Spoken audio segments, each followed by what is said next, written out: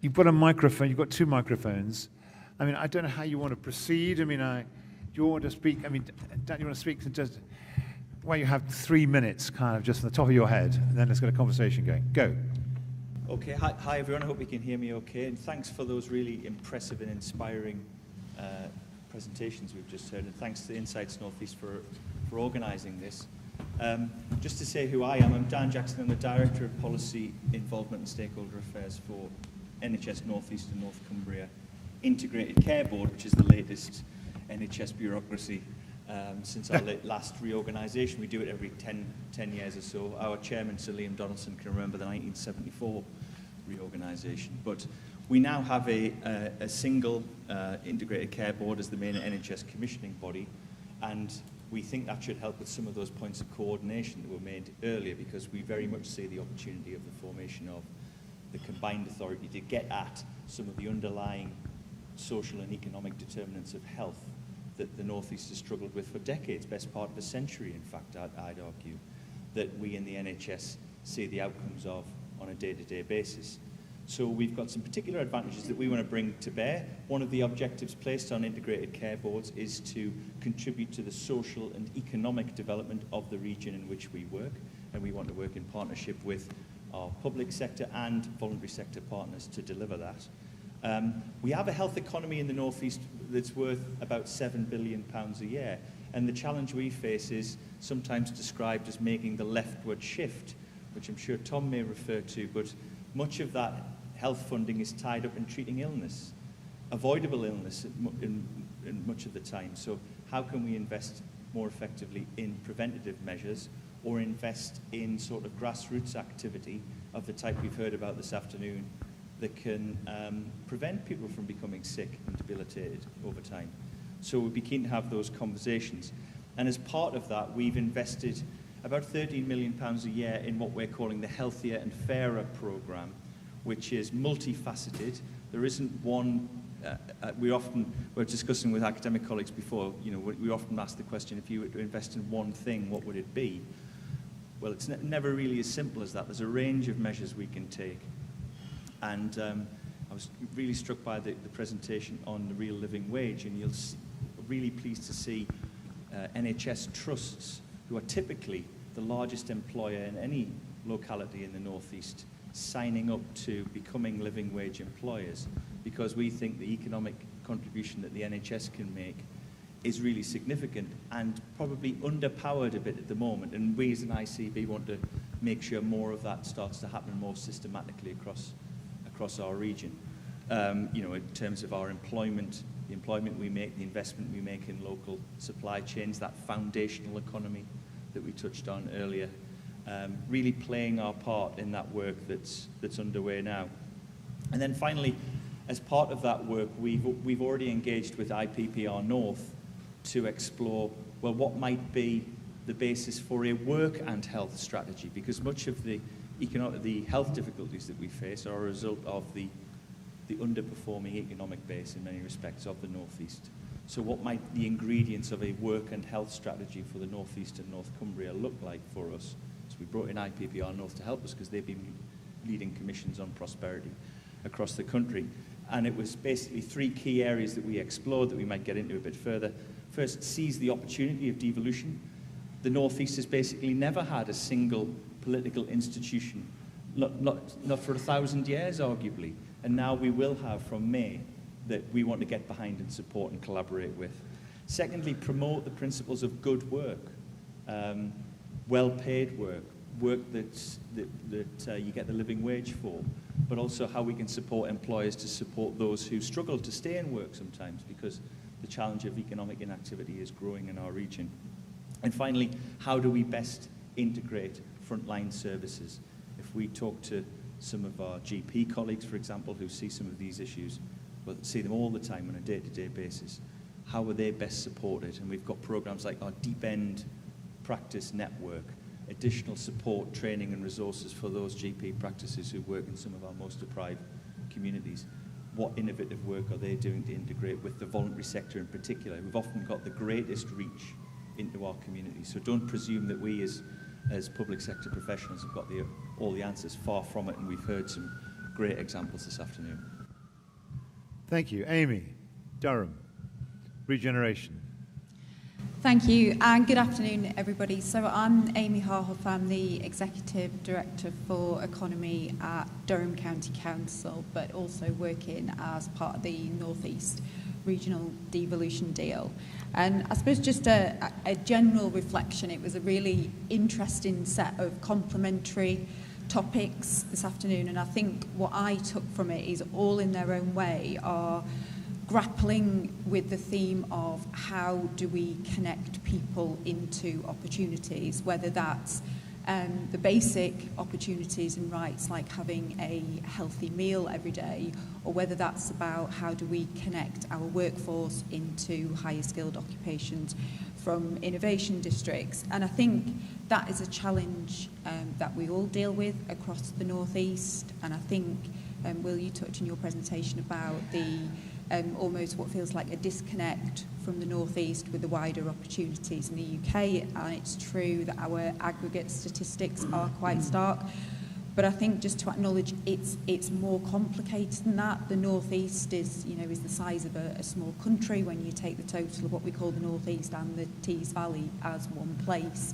If we look at the difference in wages to Northumbria at roughly £17 an hour, to Middlesbrough at £12 an hour, that is a stark difference. So I think just to acknowledge that there's complexities and disparities within the region that we're all dealing with, and we're all trying to deal with it. So I don't think that the challenges come from any lack of energy or care from any of the services that are involved. You will look across the region, you will see inclusive economic strategies like ours, you will see things like the Durham pound and no doubt examples like it across the North East, which are a genuine attempt to spend money in a way that is absolutely to the value and to the inclusion of our residents. But these are challenges that have been compounded over a long time. And I think we've talked a bit about devolution, and I think it's great that devolution keeps coming back as a theme because it shows just how important that is to the North East region. And I suppose just to pick up on one of the case studies earlier, if I could pick the Innovation District, and where I think devolution perhaps makes the whole greater than some of the parts in that example. So we've got the Helix in Newcastle, which has been a really successful development, has done a lot, I think, for the reputation of Newcastle, for jobs, but I think what Louise identified there was a challenge which says, okay, you don't necessarily see that direct shift in that location in Newcastle.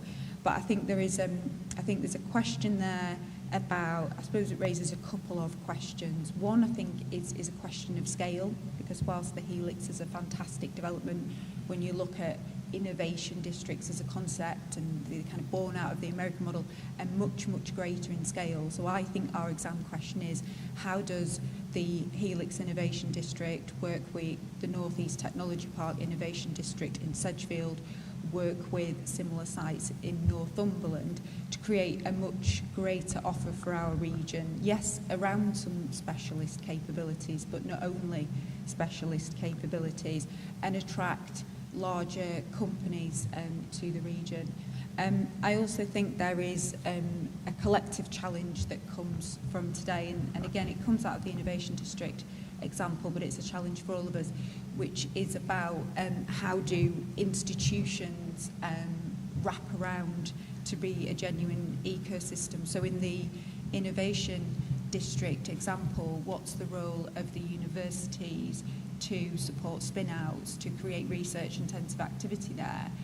But alongside the colleges and the schools who are working on the ground with the young people now, before they're making their choices at their A-levels and university, to raise aspiration in the North East, because a lot of the challenge that we have, and it will be the same at Helix no doubt as it is in areas like the North East Technology Park in Durham, where we do some of the most incredible global specialisms in space and defence and semiconductor technology.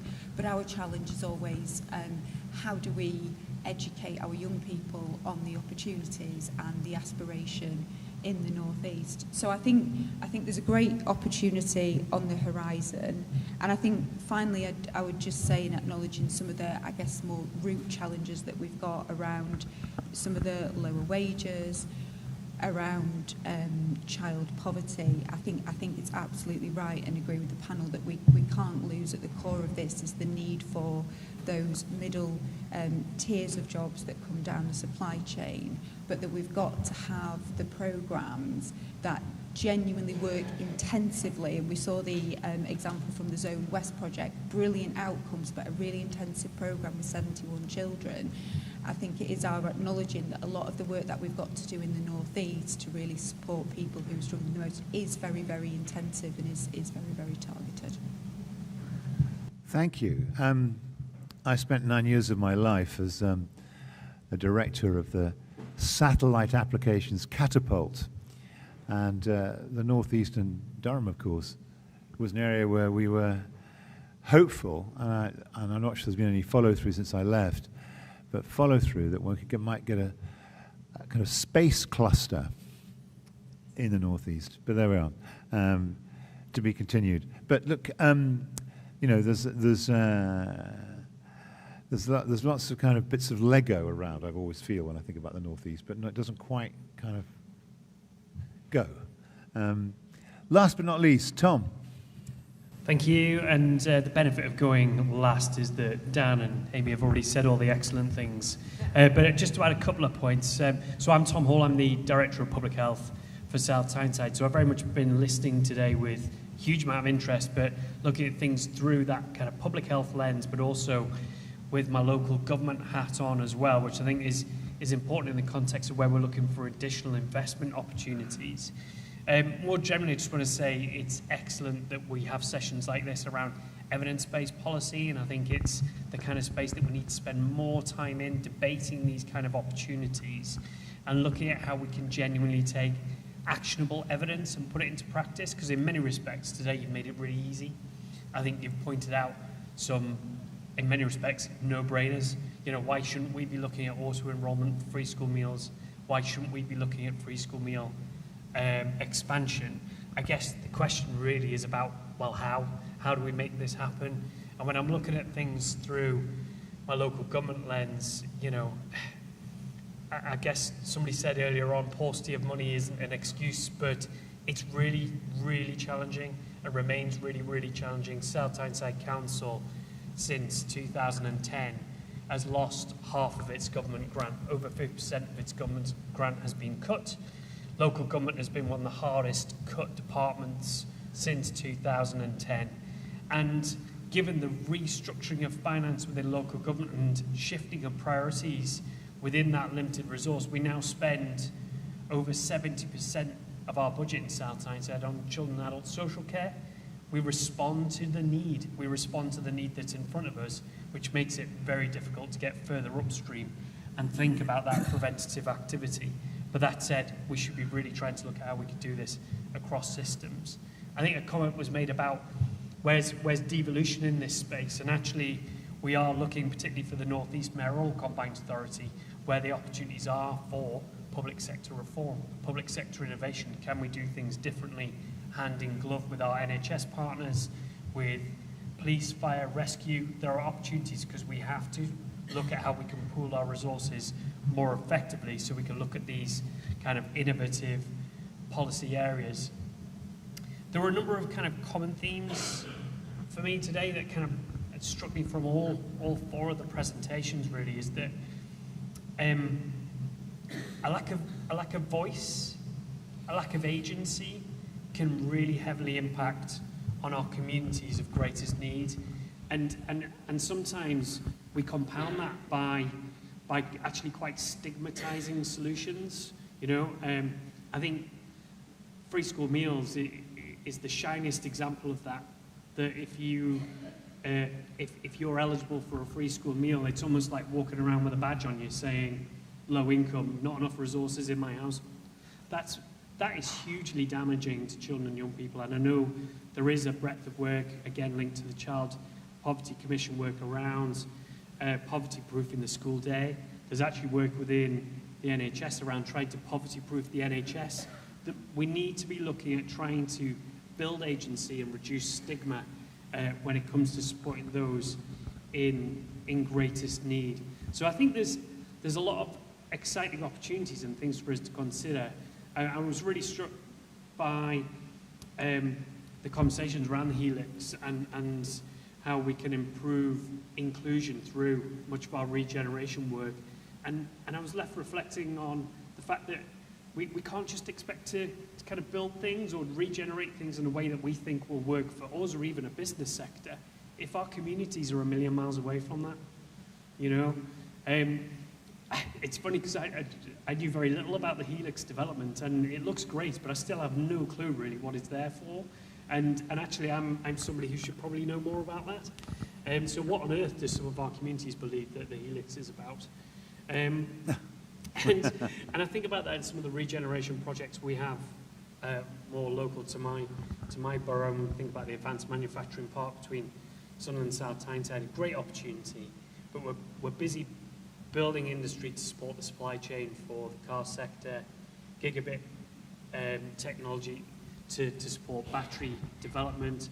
But how far away is that currently from our communities? Our biggest sectors of employment in South Tyneside are health and social care, predominantly in the care industry, so care homes and domiciliary care workers. We have a lot of people who work in warehousing and logistics. We have a lot of people that work in the retail sector. A lot of those sectors are a million miles away from where we're actually putting a lot of our investment in regeneration. So how do we create that bridge? How do we create those connections? Not just around the skills agenda, but on some of the practical things, that how do people get to some of these opportunities? We've had some really clear examples laid out to us about bus routes that arrive 10 minutes after the Nissan shift. How on earth are we going to get the communities that really need access to these kind of jobs into these jobs if actually the infrastructure doesn't support it? So again, for me, it comes back to that holistic view of regeneration and redevelopment, but also how we work hand in glove with our communities. So I'll pause there because I could probably go on for another 4 hours. I think you're speaking well, actually, but I mean, well, 4 hours might be a bit toppy. Do any of you want to pick up anything that has been said by another? I mean, there's a lot there. I mean, Amy's points about kind of the lack of a discernible ecosystem that might sponsor growth, innovation, the high-paid wages that, you know, are the necessary but insufficient condition to get things moving. There's that. I mean, and I had this image in my mind. I mean, when you were speaking about, you know, the amount of people who are employed in and the amount of resource going into healthcare, you know, there's a bunch of people kind of either economically inactive or aging being cared for by, you know, a big public health kind of effort. And then you worry, you know, who's creating any wealth in the first place? You know, I mean, just have this, and it's kind of a very, very kind of bad image, I think, to have carrying in your mind. And then there's the 7 billion that the NHS is spending in the northeast. I mean, you know, you're thinking to yourself, I'm guessing that every single pound would be fought over if you wanted to try and divert it to something else. But nonetheless, that's a big chunk of money. So do you want to pick up, I mean, are there other things you want to pick up on each other? Amy, do you want to challenge either of the two gentlemen? Go on. She's squaring her shoulders. She's about to go for it. Go on. I'm not quite sure what the challenge is, but I'll have a go. Yeah, so I think there is and I think it's not an either or with the jobs position, but I think for the North East to genuinely rebuild its confidence, get scale, get coherence, there absolutely is something about these major investments that we've articulated. I think the opportunity that we've got in the North East is that they are not necessarily coherent at the moment. So we talked about, you know, an innovation district example in Newcastle, but I think our strength is in the North East and having, I think you asked the question at the start, Will, in terms of the sectors and what are we good at, but I think we have to have a much stronger story of the North East on what are our big capabilities and how does that attract people and businesses to the North East, because we have talked a lot about wages today, rightly so. We've also got a massive productivity challenge in the North East that underpins that and to some extent is starker than the wages. So I think we absolutely have to have that relentless focus, and we need to see some of the big investment that comes through devolution targeted and focused in those areas. But I think our challenge back to ourselves is, to the Helix example, which could be replicated over, what do we put in place to measure ourselves to be able to genuinely show that those opportunities that we create in Durham and Newcastle and Northumberland and Tyneside are for the good of the North East, and I think that's where we need to be stronger. Reactions? I'm really excited actually about the potential of this combined authority to maybe develop a coherent strategy for the future of our region, which has been in a post-industrial transition period for what seems like ages. I grew up in the shadow of Blythe Power Station, which was a coal-fired power station. My grandfather was a coal miner there, and at the pit next door, sorry. And recently we were had the tantalizing prospect of this enormous battery plant that was going to be built on that site. So we're going to have this narrative arc for the Northeast of having carbonized the planet through institutions like this. We were going to be at the forefront of renewable energy, and maybe that was the thing that was going to present an exciting new future that was going to shift the economic base, which hasn't shifted, well, for a long time. As I said before, we've had a tricky last 100 years, and I don't think we really got over the First World War in the Northeast, let alone the post-Second World War period.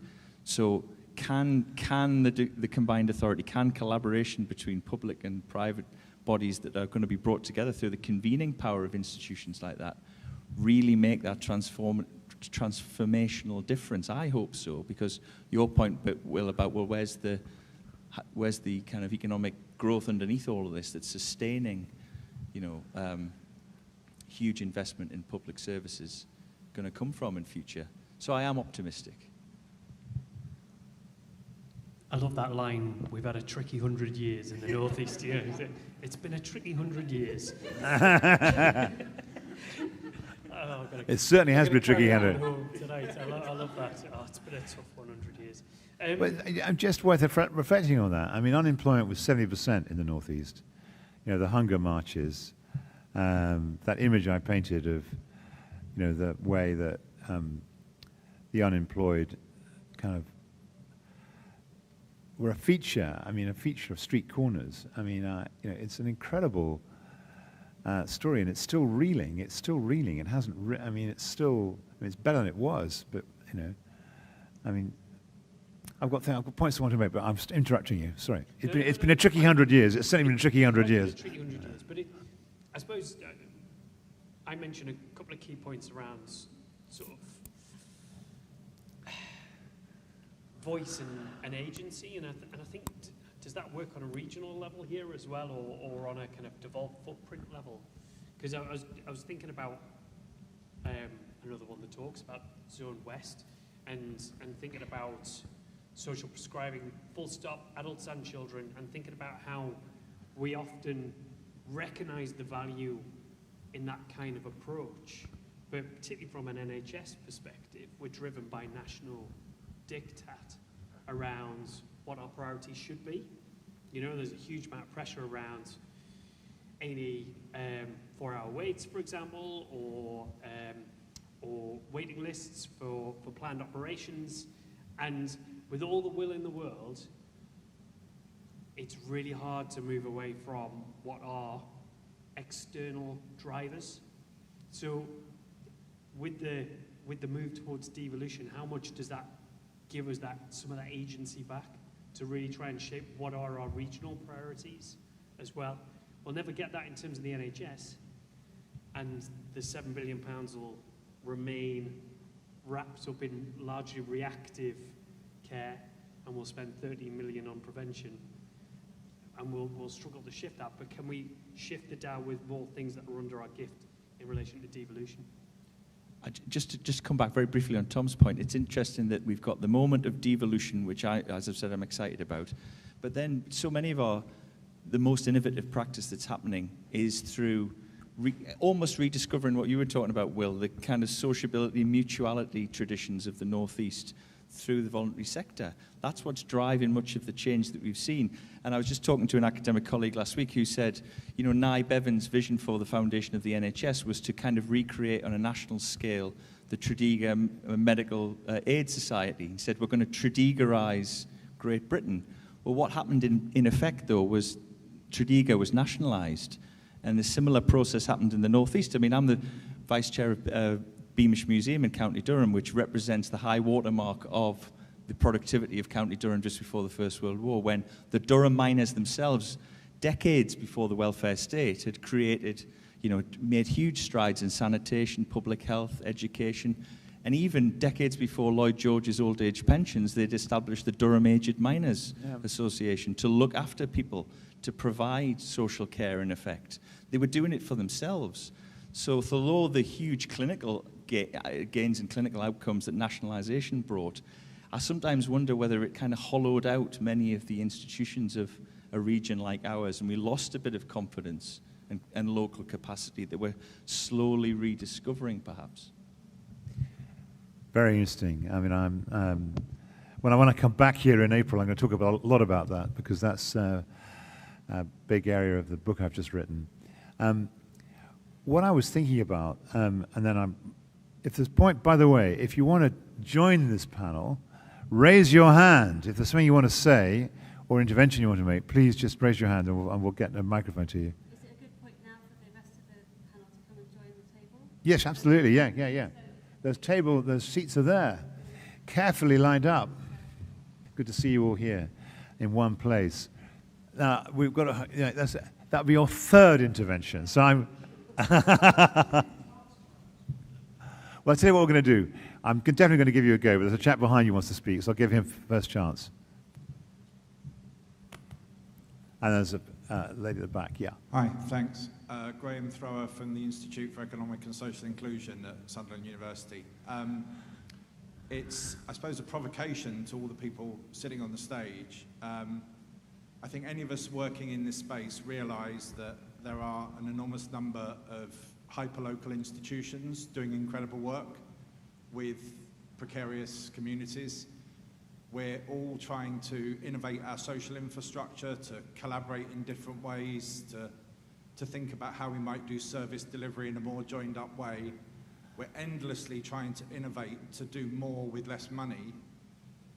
But the money question, I think, has to be given a greater prominence. Sara from Tyneside, We're Citizens, has shown what you can do when you kind of have a coordinated campaign.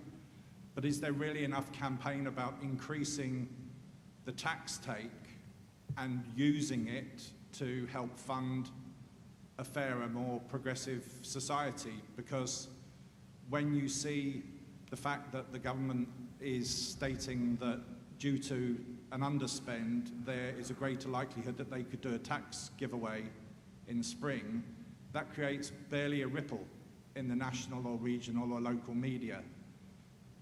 But ultimately, without more money in the system, we can be as innovative as we like, but we're still going to face these challenges.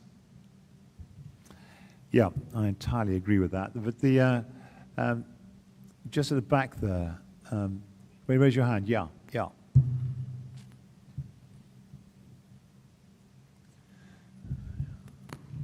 Hi, thank you.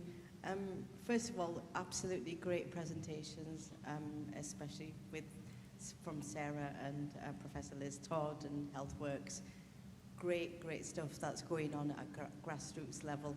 My question is to Tom and I'm not picking on you, Tom, because I know that South Tyneside punches well above their weight and you do some fantastic work. But you mentioned two really important words. One was voice and another was inclusion. And, you know, we've been talking about the least advantaged communities, and also ethnic minority communities fall into that. What I really want to know is, in a time at the moment, what we're living in, people have lost trust in our government. You know, no matter what we want, the government has an agenda. And what I really want to know is, how do you build trust with communities and ensure them that their voice will be heard and they will be included? Yeah, thank you. It's a great question and a really difficult one to answer. I hope it's not too glib to say that I feel that it's about relationships and keeping that relationship with communities. It can come in a number of different ways, but hopefully it's a long-term one, because I think the relationships can't be a flash in the pan, can they? It's got to be something that's maintained over time. I think our approach has tended to be to work really closely with the third sector. So we've got great third sector networks in South Tyneside that are led by the sector themselves, but are supported and are open to statutory sector organisations or indeed private businesses in some case to work closely with our VCSE, who then work collaboratively together as well, whether that's on new funding opportunities or whether it's on new innovative delivery models. The other angle is about how we purposefully engage, and I guess we tried to take an approach that is multifaceted, to recognise that people like to communicate in different ways. So we've ranged that sort of thing from residence surveys, where people can go online and complete a survey to give us their views, through to much more direct and purposeful insight work. So we worked really closely with Dr. Shalina Visram from Newcastle University on some insights work for the redevelopment of our health and wellbeing strategy, and that had a very purposeful sampling approach whereby we worked with our third sector organisations to get to key communities that we wanted to hear the voice of, and we've tried to emulate that approach in other types of activities that we've taken at the place-based level, to make sure that we're feeding representative voices into policy making. So that's just a couple of examples. Sarah, do you want to say something? I mean, I just think this, the citizens, Tyneside, Tyne and Wear community, citizens, action groups. I mean, I just think you might speak to this agenda. I think the issue, and I felt it personally as a kid growing up the West End, is that you can be consulted to death. You get a lot of people, especially middle-class people, especially academics, sorry to my colleagues in the room, coming out and doing to you. And so they, at the very best, might ask your opinion on something, and they might take it away and write a report that you never hear anything else about. So when the next one comes along and wants to ask your opinion, you're a bit cynical about it and don't probably want to engage. At its worst excesses, we've seen a lot of the consultation, especially in the West End, which have been used against the community to effectively slum clearance it and say, ask people a survey. Do you like living in the West End? No. It's like this. Okay, so we're going to move you. We're going to move you to the other side of the city and we're going to pull your house down. But we did ask you and you told us, so, So I think that there's a lot of that in the region where people are not just cynical but angry about being done to over and over again. And I guess what we're trying to do is not just consult and get people's views, but how do you work with communities so that they have a seat at the table. They're not on the menu, but they have a seat at the table to collectively make decisions, because the people closest to the injustice are usually the ones that better understand it and know what needs to happen. And it's how do we align that with power and with resources, people who have control of our finances and can work together rather than shouting outside with a banner and shouting at somebody, but how do we get around the table together and say, look, we all ultimately want the same thing. How do we negotiate our way forward? And I think that's a different way of doing politics. And we are beginning to see that in the region, and people have said with devolution, I think there are other opportunities to begin rooting that decision making in our communities, because the decisions will look different in Northumberland to Durham to Sunderland to South Tyneside, but the communities that are there will know too well what needs to happen in order for their lives to improve. I wondered, Louise, what did you think about the, you heard Amy, question marks raised about innovation, so you yourself raised them. I mean, are you kind of, it's on my mind that maybe you want to jump in and make an intervention now. Yeah, thanks very much, Will, because I did want to come back to some of the really great points that Amy raised. And you started out today, Will, referencing Macmillan's middle way. And I think that word middle is really important here, because I think the trajectories that we're on at the minute, we're in real danger of becoming a kind of a two-tier economy with, some good, well-paid jobs for very highly skilled, highly qualified people, lots of whom are in this room today, and then another level which is focused more on the kinds of jobs that Sarah was talking about, 0 hours, precarious, few opportunities, because I think that middle has really been hollowed out since in the post-industrial era, where, once upon a time you could go into the brewery, or you could go into one of the nationalised industries and get your apprenticeship and get your city and guilds and your qualifications, and you had advancement opportunities there. And actually we have a sort of, and it's the same in Pittsburgh, very much now an hourglass-shaped economy, so it's really difficult to get from that bottom bit upwards. So I think with devolution we have this great opportunity to really shine a light on that middle and how we can expand it out, and we can do that through both vertical and horizontal integration of these innovation assets that we have. So I agree with Amy, we need to join up all these different things across the region rather than just focusing on the single entities, and see where collectively we can create more of those opportunities, and then build that vertical integration so we can expand out that middle and pull people up and out of those poorly paid, low skilled and precarious jobs. And I'd just like to say as well that I'd really like us to seize this opportunity of a devolution deal and a 30-year time horizon to be a lot bolder and more ambitious and willing to take some risks, because we've been doing the same stuff for 40 years and it just hasn't worked. So we need to do things differently, and we need to get out of these 5-year political cycles and policy being driven by political cycles. And we can look to places in Scandinavia, places like Finland, where they're looking at 10, 20, 30-year plans that everybody can sign up to right across the spectrum. And that's really what's going to be needed, instead of this constant churn. RDA shuts down, LEP starts up, now the LEP's going, we've got the combined authority. We really need to just have some consistency of institutions and consistency of policy as well. Yeah, there's a point here, and then I haven't forgotten you, don't worry. Talking of consistency of institutions, I'm fairly old. I was a councillor in a Labour district of Durham till about 2013. There was quite an elaborate setup then. Gordon Brown and so on, Working Neighbourhood Fund, local strategic partnerships, community partnerships. I'm very much taking the point about communities having things done to them and so on, especially the academics with the questionnaires and so on. But I think we're guilty of memory loss, that there were some good features of the Regional Development Agency, they were hated in some parts.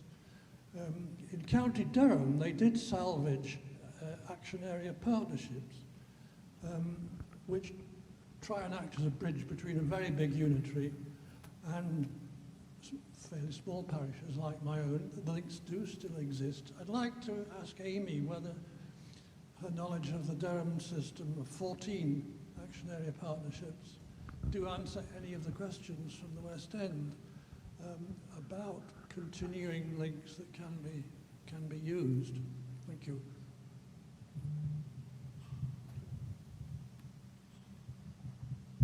Amy, go. Yeah, it was funny actually, as the lady at the back was asking the question, your brain starts mentally twitching through all of those different ways that you genuinely try and co-develop in your communities. And my head went to the Hordern Master Plan, and it went to AAPs, and it went to our Inclusive Economic Strategy, and it went to our Durham Pound.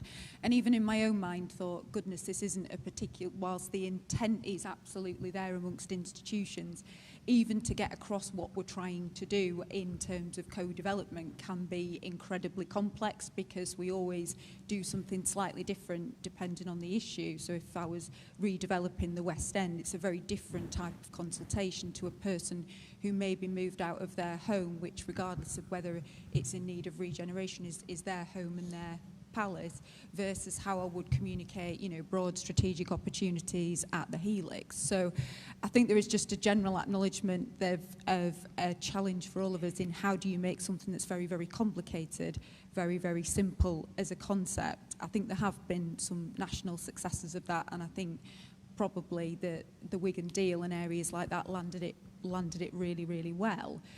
So the specific question about the area action partnerships, yeah, I think they've provided a good long-term value for County Durham. So just for anybody who's not familiar, this is 14 partnerships across the county. We're a single-tier county council, but we were once a two-tier area back in 2009. So in coming together, it is slightly different sometimes for a county area because we're so big. We're 900 square miles. We're lots of different diverse communities, whether you're in East Durham or you're over in Durham City. So having those groups who can genuinely represent their areas, which face a lot of the same challenges but different local context, is very, very helpful. We use them for consultation, we communicate budgets through them, and they're also influential on things like local neighbourhood budgets, which are smaller pots of funding that are available to deal with neighbourhoods issues. So I think, yes, the spirit of them has been really, really value, and I think our collective challenge is just to always continue to innovate on the discussion, because it changes, and it changes all the time. Good. There's a point there, and then I'm going to bring this gentleman back for your third go. Hello, I'm Emily from Durham Wildlife Trust, and I was just prompted on the discussion around AAPs. We've worked quite a lot over the years with the AAPs in our local area. It's my understanding that their future's a bit uncertain with the changes in the combined authority and things like that. I suppose where I'm going with this, there's lots of things, the ability for the NHS to change in line with the combined authority and stuff, but do we remove ourselves from the community area when we do that? Like, how can we focus on community organising that hyper-local space whilst also having sort of this larger combined authority as well? And then this gentleman here. I think you want to drive a point home, don't you? Yeah, just there. He's... Apologies, Chair, for being a nuisance, but I've been a nuisance most of my life, and I'll sometimes get results. But anyway, I did ask a point before, which you said could be dealt with by the panel, and I know many of the people here perhaps don't understand all the reorganisations in the NHS, but essentially they move from a community-based model under the old PCTs to a competitive one. The Conservatives thought that if you introduce free enterprise, it would make it more efficient. Well, I have strong views about that, but anyway. And I was speaking, and I'm not trying to name drop, to the Director of Public Health in the North East the other day, and he said the PCTs were the best way of trying to work with the wider public, and certainly my experience in East Durham is true about that. It did reduce smoking, and the lady over here mentioned healthy diets. Well, there are an enormous number of allotments in County Durham, so we organised marketing this food and had cookery classes and so on, and it did work. It didn't change everything, but it did work. It made things better. And then, of course, the government abandoned all that and went for the free enterprise model.